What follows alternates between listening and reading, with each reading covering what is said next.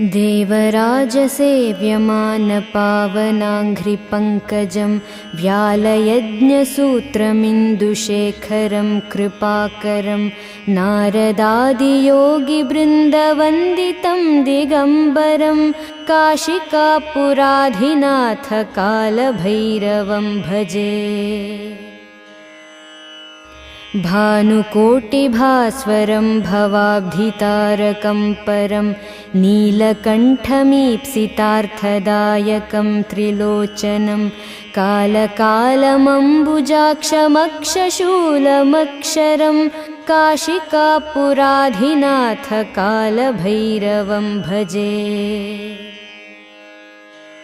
शूलटङ्कपाशदण्डपाणिमादिकारणं श्यामकायमादिदेवमक्षरं निरामयं भीम